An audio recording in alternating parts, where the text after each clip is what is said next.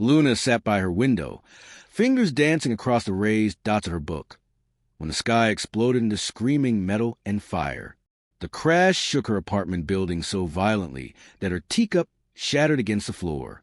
She didn't need sight to know something massive had just torn through the atmosphere and embedded itself in Central Park. "What the hell was that?" her neighbor Mrs. Chen shouted through the thin walls. Luna pressed her palm against the glass, feeling the vibration still echoing through the building. Emergency sirens wailed in the distance, growing louder by the second. She grabbed her white cane and headed for the door. Whatever had fallen from the sky, she was going to find it. The streets buzzed with panicked voices and honking cars. People pushed past her, their footsteps urgent and chaotic. Luna navigated through the crowd with practiced ease, her cane tapping against concrete as she made her way toward the park. The air smelled wrong. Sharp, electric, like ozone after lightning, but mixed with something metallic and alien. "Miss, you shouldn't go that way," a police officer called out. "The whole area's been cordoned off." Luna smiled sweetly. "Officer, I'm just trying to get home. My apartment's just past the park entrance." It wasn't technically a lie. Her apartment was past the park entrance, just in the opposite direction. The officer, clearly overwhelmed with crowd control, waved her through with a distracted grunt. She slipped through the police barriers with the kind of stealth only a lifetime of being underestimated could teach. People always assumed the blind girl couldn't possibly be up to anything interesting. Their mistake. The deeper she ventured into park, the stranger the air became. It hummed with energy that made her skin tingle. Her cane struck something that definitely wasn't concrete or grass. Metal, smooth, warm. She knelt down and ran her hands across what felt like the hull of the ship. If ships were made by beings who understood aerodynamics better than any human engineer. "Fascinating design," she murmured, tracing intricate patterns carved into the surface. "Whoever built you certainly didn't learn engineering from our textbooks." A sound escaped from somewhere inside the craft. Not quite a groan, not quite a roar. Something between pain and defiance. Luna's heart raced. There was something alive in there. She found what felt like a seam in the hull and pressed her palms against it. The metal was warm, almost body temperature. As her fingers explored the surface, she discovered a section that gave way under pressure. The hull parted like liquid mercury, revealing an opening just wide enough for her to slip through. "Hello," she called softly. "Are you hurt? I want to help." The response was a sound that would have sent most people running. A deep, rumbling growl that seemed to come from something far larger than should fit inside the craft. Luna stepped inside anyway. The interior defied logic. From the outside, the ship looked maybe 20 feet long. Inside, it felt cavernous. Her footsteps echoed strangely, as if she were walking through a space much larger than physics should allow. The air here was thick with that electric smell, but underneath it was something else. Something that smelled like copper and rage. "I know you're in pain," she said, her voice gentle but carrying clearly through the space. "I can hear it in the way you're breathing. Heavy, labored, like something's broken inside." Another growl, but softer this time, almost questioning. Luna followed the sound, her cane sweeping back and forth. The floor was smooth and warm beneath her feet, with a slightly yielding quality that reminded her of living tissue. Her cane suddenly struck something massive. She reached out carefully and touched what felt like scales. Each one was the size of her palm, harder than steel, but warm to the touch. "There you are," she whispered. The creature went perfectly still. Luna could feel its attention focus on her, like a spotlight. She'd been stared at before, but this was different. This felt like being examined by an intelligence that saw far more than just her physical form. Slowly, she ran her hands along what she assumed was the creature's side. The scales were arranged in intricate patterns, and between them, she could feel a steady pulse. Heartbeat, definitely alive, definitely large, and definitely not from anywhere near Earth. "You're hurt," she said, finding a section where the scales were cracked and something warm and sticky coated her fingers. Blood. Or whatever passed for blood in alien physiology. "This is from the crash, isn't it? You weren't planning to land here." The creature made a sound that could have been agreement, or it could have been preparing to eat her. Luna chose to interpret it optimistically. "I'm Luna," she said, settling down beside the wounded being. "I live nearby." "Well, live nearby before you turn my neighborhood into a disaster zone. Not that I'm complaining. This is easily the most interesting thing that's happened to me in years." She felt around carefully until she found what seemed to be the creature's head. Massive, elongated, with what felt like horns or spikes protruding from the skull. When she touched the area just behind what she assumed were ears, the creature rumbled again, but this time the sound was almost pleased. "You like that?" Luna's fingers found a spot that made the rumbling intensify. "My cat used to make that sound when I scratched behind his ears. Though you're considerably larger than Mr. Whiskers ever was." For several minutes, they sat in comfortable silence.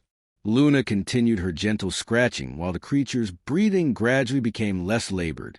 Whatever pain it had been in seemed to be easing.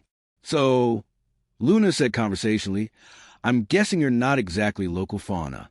The whole spaceship thing was a pretty big clue. Plus, I've never heard of any Earth animals that sound quite like you do. The creature shifted, and suddenly Luna felt something cool and smooth touch her cheek. She reached up and found what felt like a serpentine neck, and at the end of it, a head that was definitely reptilian. The touch had been the creature's snout, gentle against her face. "Well, hello there," she laughed. "Aren't you just full of surprises?" As if responding to her words, the air around them began to shimmer. Luna felt a strange tingling in her mind, like someone was trying to tune into a radio station inside her head. Then, clear as daylight, she heard a voice, not through her ears, but directly in her thoughts. "You are not afraid." Luna nearly jumped out her skin. "Holy shit, did you just see you talking to me?" "In my head. I am speaking, yes. You understand. This is either the coolest thing ever, or I finally lost my mind completely." Luna grinned. "I'm really hoping it's the first one. You touch me without fear.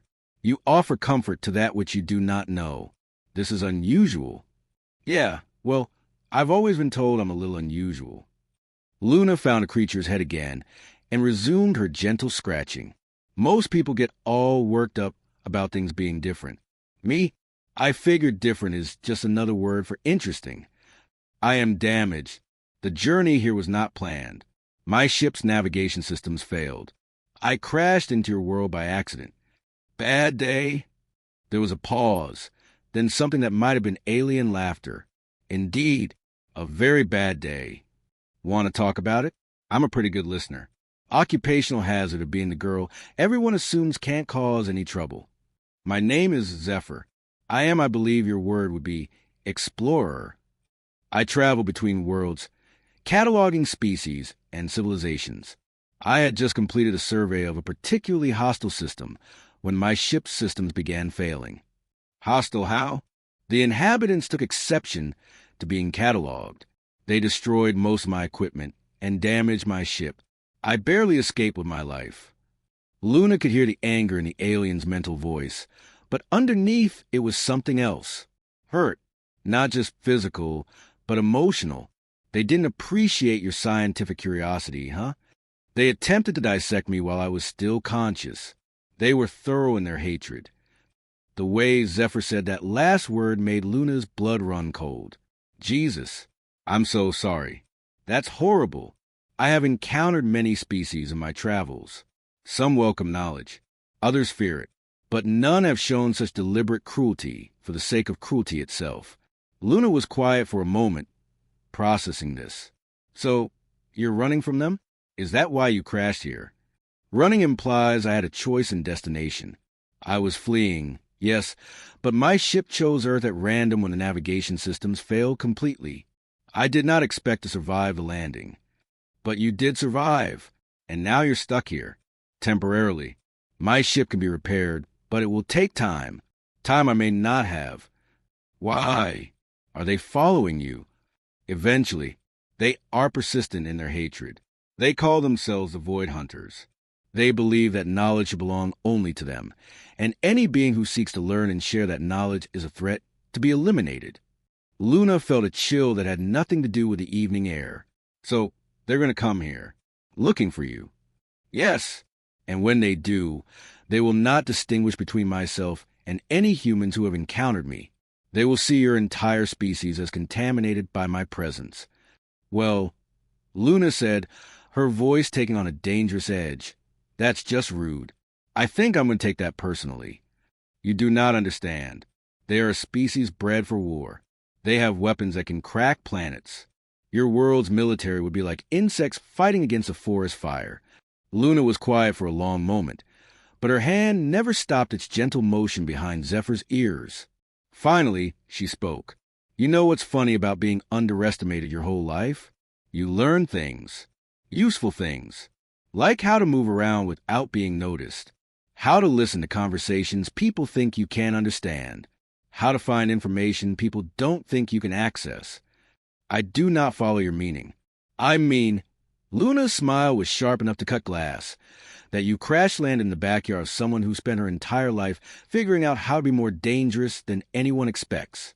And if these void hunters think they can come to my world and hurt people just because they met you, well, they're about to learn exactly how wrong they can be. You speak of fighting beings who destroy worlds as a matter of routine. I speak of protecting my home. There's a difference. Zephyr was silent for several minutes. Luna could feel the alien mind probing at the edges of her thoughts, trying to understand something. You are remarkable, Zephyr said finally. In all my travels, I have never encountered a being quite like you. Flattery will get you everywhere. But right now, we need to focus on getting you healed up and your ship repaired. Because if we're going to have company, I want to be ready for them. Oh, you didn't think you were dealing with this alone, did you? Luna's laugh was warm but held an undertone that would have made a wise person nervous. Honey, you just gave me the most interesting problem I've ever had. I'm not missing this for anything. Outside, the sounds of emergency vehicles were growing closer. Luna could hear voices calling for search teams to sweep the area. They had maybe an hour before someone found the crash site. We need to move, she said, getting to her feet. Can you walk? Or fly? Or however it is you get around? I can move, but slowly. The damage to my leg is significant. Right. Change of plans then. Luna pulled out her phone and started dialing. Marcus? It's Luna. I need a favor. A big one. Luna, it's nearly midnight. What kind of favor requires calling at this hour? The kind that involves a very large moving truck, no questions asked, and your absolute silence about whatever you might see tonight. There was a pause. How large are we talking? Think dinosaur size, maybe bigger. Jesus, Luna, what have you gotten yourself into this time? The adventure of a lifetime. Are you in or out? Another pause. Give me 20 minutes. And Luna, you owe me dinner at that expensive place downtown. Deal. But Marcus, when you get here and see what you're going to see, remember that panic helps no one, and screaming will only attract attention we don't want. Now I'm definitely curious. 20 minutes. Luna hung up and turned back to Zephyr. Okay, we're going to get you out of here and somewhere safe. Then we're going to fix your ship, heal your wounds, and prepare for whatever's coming. You realize the magnitude of what you are proposing. I realize exactly what I'm proposing. Luna's voice carried steel beneath the kindness. I'm proposing that a bunch of genocidal aliens are about to learn what happens when they threaten Earth. I'm proposing that they pick the wrong planet, and definitely the wrong species to mess with. And if we fail, then we'll fail spectacularly and take as many of those bastards with us as possible. Luna grinned, but I don't plan on failing. I've got plans, and those plans involve showing these void hunters exactly why humans have survived every extinction event this planet has thrown at us. Zephyr made that rumbling sound again, but this time it definitely sounded like laughter. I believe, the alien said, that this will be a most interesting alliance. Oh, honey, Luna said, her smile sharp as a blade. You have no idea. 3 weeks later, Luna's basement looked like a cross between a medical facility and an alien technology museum. Marcus had proven surprisingly adaptable to having a 2-ton dragon-like creature recovering in his friend's underground workshop. Then again, Marcus had always been the kind of guy who rolled with whatever weirdness life threw at him. The quantum resonance chamber is almost ready. Zephyr's mental voice carried a note of satisfaction as Luna's fingers traced the repairs they'd made to his ship's hull. Your species' understanding of metallurgy is more advanced than I initially calculated. Yeah, well, humans are full of surprises. Luna wiped grease from her hands with a rag. Speaking of surprises, Marcus intercepted some interesting radio chatter this morning. Marcus looked up from where he was welding a support beam. Military frequencies are going crazy. Something about deep space monitoring stations picking up movement in the outer system. Multiple contacts, moving fast, heading toward Earth. Luna felt Zephyr's mental presence grow tense. How many contacts? At least 12 ships. Maybe more. Marcus pulled off his welding mask, revealing worried features. They're not broadcasting any identification signals. And Luna, they're big. Really big. Void hunters, Zephyr rumbled aloud, his physical voice like distant thunder. They found me. Luna cracked her knuckles, a sound that had become Zephyr's signal that she was shifting into planning mode. Right. So we got maybe 48 hours before they reach Earth orbit. Time to see if our preparations were worth a damn. Over the past 3 weeks, Luna had been busy. Very busy. While officially she was just a blind woman who'd gone back to her quiet life after a meteor crash in Central Park, unofficially she'd been using every contact and favor she'd accumulated over the years. Her former professor, who now worked for NASA, her ex-boyfriend, who designed security systems for the military, the hacker collective she'd helped with accessibility software, who owed her more favors than she could count. The network's ready, she announced, pulling up a heavily encrypted communication app on her tablet. We've got eyes and ears in every major space monitoring facility on the planet. The moment those ships get close enough for detailed scans, we'll know everything about them. You've been planning this since the first night, Zephyr observed. You knew they would come. Honey, I've been planning since I was 8 years old and realized the world was designed for people who weren't me. You adapt, you prepare, or you get left behind. Luna's fingers danced across her tablet. And I have never been the type to get left behind. Her tablet chimed. A message from someone identified only as Ghost. Got your readings. These aren't just warships. They're planet crackers. Each one's carrying enough firepower to turn continents into glass. Luna read the message aloud. Zephyr's growl shook the basement. 12 planet crackers, he said. They are not here just for me. They intend to sterilize your entire world. Well, that's unfortunate for them, Luna said mildly, because they just picked a fight with a species that spent thousands of years figuring out how to kill things bigger and stronger than we are. Marcus looked back and forth between Luna and Zephyr. Okay, I'll bite. What's the plan? Because right now it sounds like we're completely screwed. Luna's smile was predatory. Marcus, my friend, you're thinking like prey. Stop thinking like prey. She pulled up a series of files on her tablet. For the past 3 weeks, while you two were focused on repairing Zephyr's ship, I've been focused on studying Void Hunter technology. Every scrap of data Zephyr could provide about their ships, their weapons, their tactics. And I found their weakness. They're so convinced of their superiority that they've never had to develop adaptive strategies.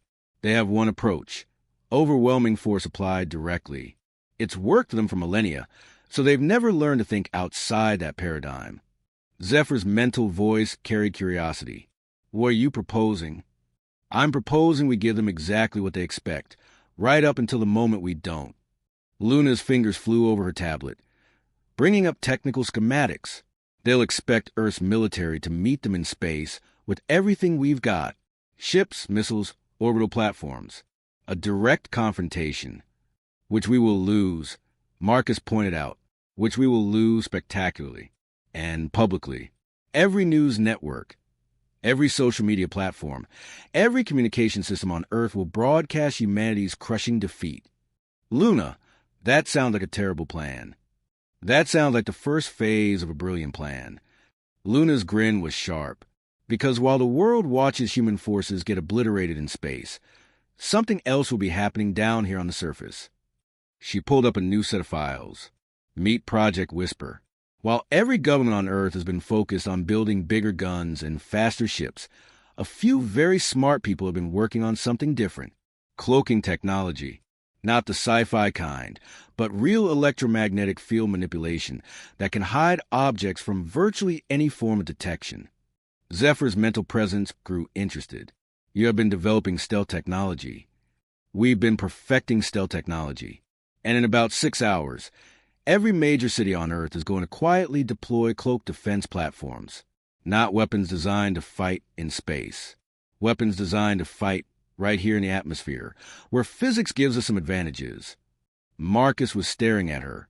Luna, how the hell did you organize all this in 3 weeks?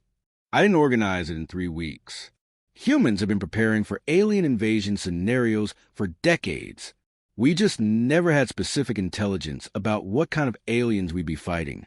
Luna's expression turned serious. What I did was provide that intelligence to people who were already prepared to act on it. Her tablet chimed again. This time the message was from someone identified as Overwatch. Deployment complete. All systems online and ready. Waiting for your signal. Signal for what? Zephyr asked. Luna stood up and walked to a concealed panel in the basement wall. When she opened it, Zephyr and Marcus found themselves looking at a control station that definitely hadn't been there the day before. Signal for Phase 2, Luna said, settling into the chair in front of the controls. The part where we show these void hunters that sometimes the most dangerous predator is the one you never see coming. She activated the main display screen. It showed Earth from orbit, with 12 massive alien ships moving into attack formation above the planet's major population centers. They are positioning exactly as predicted, Luna murmured, her fingers dancing over the controls. Zephyr, how long do they typically wait before beginning bombardment? Not long. They prefer psychological warfare. A few demonstration attacks to show their power, then demands for surrender. Perfect. Luna opened a communication channel. Ghost, are you monitoring? Every frequency, every transmission. They're broadcasting on standard diplomatic channels now. The alien transmission came through clearly, translated by Zephyr. People of Earth, you have harbored a criminal who stole sacred knowledge from our domain. Surrender this criminal and submit to cleansing or face the consequences of your defiance. Luna laughed. Cleansing. Isn't that a nice euphemism for genocide? A new voice came through the communication channel. Military, professional, tight with control fear. This is General Morrison, NORAD Command. All civilian populations are ordered to shelter in place immediately. Military forces are moving to intercept hostile alien vessels. Right on schedule, Luna murmured. Marcus, you might want to sit down for this part. The display screen switched to a feed from one of Earth's orbital defense platforms. Humanity's best and most advanced warships rose to meet the alien fleet. For a few moments, it looked almost hopeful. Earth's forces were outnumbered but not outgunned, and their tactical coordination was excellent. Then the Void Hunters opened fire. The alien weapons turned Earth ships into expanding clouds of superheated gas in seconds. Orbital platforms that had taken decades to build simply ceased to exist. In less than 10 minutes, humanity's entire space-based defense network was reduced to glittering debris. Marcus was gripping his chair, so hard his knuckles were white. Jesus Christ. They're not just superior. They're impossibly superior. Exactly what they wanted you to think, Luna said calmly, and exactly what they wanted their own crews to think. Overconfidence is a tactical weakness, Marcus. Always has been. The alien fleet moved closer to Earth, positioning themselves for bombardment. Their leader's voice crackled through the communication systems again. Your military forces have been eliminated. You have 1 hour to surrender the criminal Zephyr and prepare for species processing. Failure to comply will result in immediate planetary sterilization. Luna opened a new channel. Overwatch, initiate Phase 2. Phase 2 confirmed. All units, weapons free. For a moment, nothing seemed to happen. The alien ships continued their slow descent toward bombardment range. Then, one of the massive vessels suddenly shuddered. What the hell? The transmission came from the alien ship itself, picked up by human monitoring equipment. We're reading massive structural failure. in the primary hull. How is that possible? A second ship began listing to one side, its weapon systems going dark. We're under attack, but there's nothing here. Our sensors show empty space. Luna's grin was savage. That's because you're looking for threats in space. You should have been looking for threats on the ground. The display screen shifted to show targeting data from hidden installations across Earth's surface. Weapons that shouldn't exist were firing projectiles that defy conventional physics, reaching up to the atmosphere to strike alien vessels with pinpoint precision. Rail guns, Luna explained to the shocked Marcus and fascinated Zephyr. Electromagnetic launchers firing penetrating rounds at significant fractions of light speed. Each one hits with the kinetic energy of a small nuclear weapon, but they're completely invisible until impact. More alien ships began taking damage. Their formations broke apart as they tried to identify the source of the attacks. Impossible. Our shield should deflect any primitive kinetic weapon. Maybe, Luna said, her fingers flying over her controls.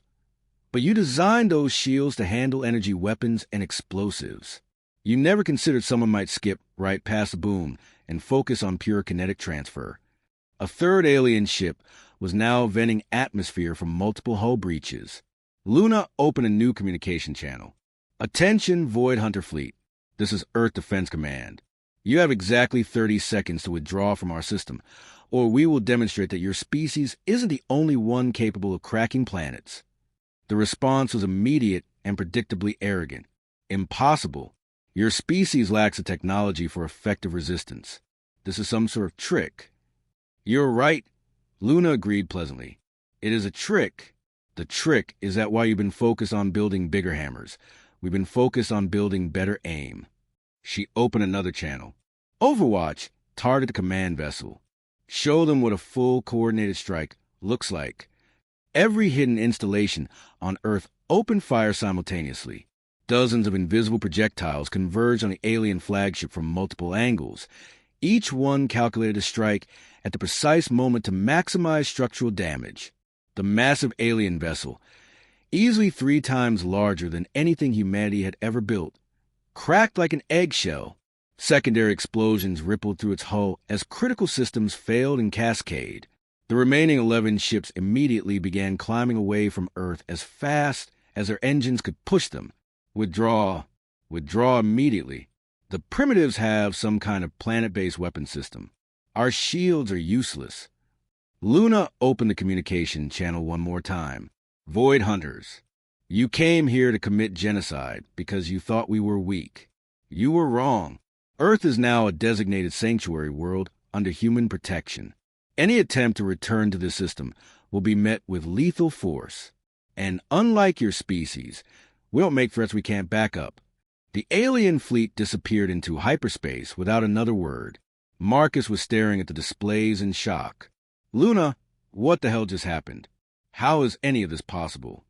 Simple, Luna said, leaning back in her chair with satisfaction. I spent 3 weeks convincing some very smart people that the traditional approach to planetary defense was flawed. Instead of trying to meet in superior force in space where they have every advantage, we prepare to fight them in an environment where physics gives us advantages they couldn't anticipate. Zephyr's mental voice carried awe and something that might have been respect. You used their overconfidence against them. They expected primitive resistance, so they didn't prepare for sophisticated tactics. Exactly. They've been using the same strategy for so long that they never considered someone might have a completely different approach. Luna grinned. Plus, it doesn't hurt that humans are paranoid by nature. We've been preparing for alien invasion scenarios since we figured out there might be aliens. But the weapons, Marcus protested, those rail guns, the cloaking technology, the coordination, that level of preparation takes years. It took decades, Luna agreed. What took 3 weeks was getting all the pieces to work together and providing specific intelligence about what we'd be fighting. She turned to Zephyr. Your ship's ready. Your injuries are healed. You could leave now if you wanted to. Zephyr was quiet for a long moment. The Void Hunters will not simply forget this defeat. They will study what happened here, adapt their tactics, return in greater numbers. Let them come, Luna said with quiet confidence. By the time they work up the courage to return to the system, we'll be ready for them. And next time, we won't settle for just driving them off. You speak as if you intend to take the war to them. Luna's smile was sharp enough to cut space itself. Honey, they threaten my home, my species, and my friends. That makes this personal. And when Luna Chen takes something personally, she doesn't stop until the problem is solved permanently. You realize you're just declared war on one of the most powerful military species in the galaxy. No, Luna corrected, her voice carrying steel. They declared war on us the moment they decided human lives were expendable. I just showed them they picked the wrong species to mess with. Zephyr made his rumbling laugh sound. I believe I would like to remain on Earth for a while longer. If you would have me. Are you kidding? Luna grinned. You're the most interesting thing that's ever happened to me. Plus, I have a feeling we're going to need your expertise when we start planning Phase 3. Which is? Phase 3 is when we stop playing defense and start introducing the galaxy to human-style offense. Because if there are other species out there committing genocide in the name of racial superiority, then they need to learn that Earth is officially in the business of shutting that shit down. Marcus shook his head in amazement.